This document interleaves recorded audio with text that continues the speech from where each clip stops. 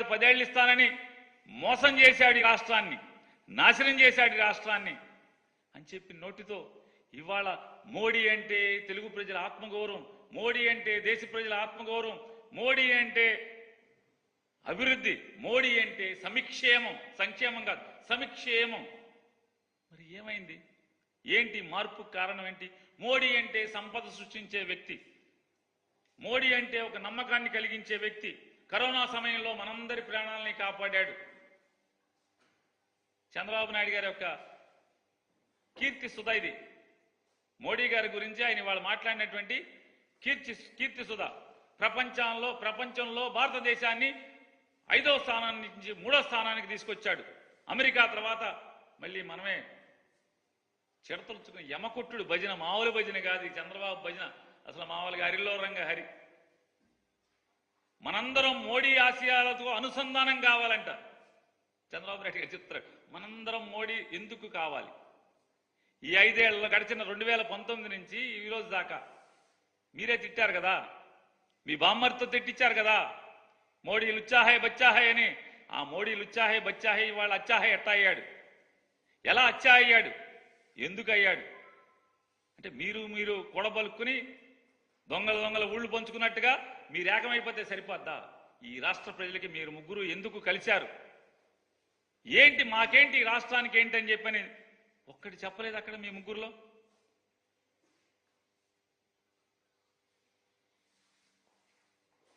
ఆయన మాట్లాడతాడు చంద్రబాబు నాయుడు గారు, జగన్మోహన్ రెడ్డి గారికి సొంత చెల్లెళ్ళే ఓటు ఇద్దంటున్నారు తమ్ముళ్ళు. చంద్రబాబు నాయుడు గారు, మీకు కాళ్ళు కడిగి కన్యాదానం చేసి కాళ్ళు కడిగి నీళ్లు తల మీద జల్లుకున్నటువంటి మీ మామగారు నీకు ఓటేయిద్దని చెప్పాడు. నువ్వు సర్వనాశనం అవ్వాలని చెప్పాడు. నువ్వు ఒక దగాకోరని చెప్పాడు. మీ తోడబుట్టినటువంటి తమ్ముడు రామ్మూర్తి నాయుడు గారు మా అన్నకి ఓటేయబాకండి, నారా చంద్రబాబు నాయుడు గారికి ఓటేయబాకండి అని ఊరూరు తిరిగాడు. మీ బావమరిది హరికృష్ణ గారు మా బావ పెద్ద దొంగ, మా బావకి ఓటేయబాకండి అని ఊరూరు సందు గొంతు తిరిగాడు. మీ తోడల్లుడు దగ్గుపాటి వెంకటేశ్వరరావు గారు ఇతను ఒక వెన్నుపాటుదారుడు, కుట్రదారుడు, దొంగ, ఏయబాకండి ఓటు అని మీ తోడళ్ళు తిరిగాడు. మీ వదిన గారు ఈరోజు డయాస్ మీద ఉన్నటువంటి ఆవిడ మా బావకు దొంగ, మా బావకు మోసగాడు, మా మరిది ఒక మోసగాడు, ఓటేయబాకండి నారా చంద్రబాబుకినని సాక్షాత్తు మీ శ్రీమతి గారు అక్కగారు తిరిగారు. మీ మేనగోడల భర్త గారు నారనే శ్రీనివాసరావు గారు చంద్రబాబుకి ఓటేయబాకండి అని చెప్పని ఊరు ఓడా తిరిగాడు. మరి మీ చుట్టాలంతా ఆగా తిరిగేశారు కదా. ఇవాళ ఈయన మాట్లాడతాడు. ఇకపోతే మోడీ గారు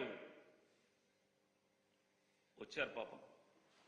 అంటే నారా చంద్రబాబు నాయుడు గారు మోడీ గారి కాళ్ళు పట్టుకుని బతిమాలి ఒప్పందం కుదుర్చుకుని, అంటే ఈ ఒప్పందాలు ఈ పొత్తులు రాష్ట్రానికి అవసరం లేదు, రాష్ట్ర ప్రజలకు అక్కర్లేదు.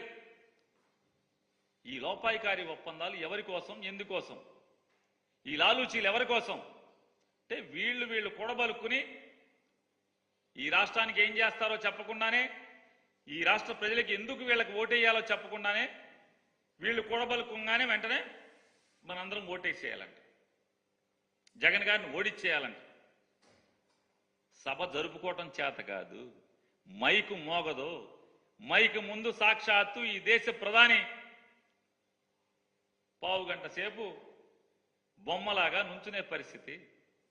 సభ జరుపుకోవడం చేత కానటువంటి మీరు ఇంక జగన్మోహన్ రెడ్డి గారి మీద యుద్ధం, సంసిద్ధం. ఏం సంసిద్ధం? మీరు దేనికి సంసిద్ధం? ప్రధానమంత్రి గారిని ఆ రకంగా మీరు అవమానపరచడం. ప్రధానమంత్రి గారు కూడా గొప్పగా చెప్పారు. ఏమని చెప్పారు? అయోధ్యలో రాముణ్ణి స్థాపించుకున్నాం, ఇది దేశానికి గర్వం. కానీ అయోధ్యలో రాముణ్ణి స్థాపించుకున్నటువంటి మోడీ గారు చిలకలూరిపేట వచ్చి ఈ బెజవాడలో 40 గుళ్ళు ధ్వంసం చేసి దేవుళ్ళ విగ్రహాల్ని చెత్తకుండీలో నుంచోబెట్టినటువంటి ఏమనాలి అతన్ని? అతని పక్కన మీరు కూర్చుని కబుర్లు చెప్పుకుంటుంటే ఏకైకలు పక్కలు అక్కడ ఉంటే ఎవరిని అవమానిస్తున్నారు, ఎవరిని మోసం చేస్తున్నారు మోడీ గారు? మీరు ఏది మీ నిబద్ధత?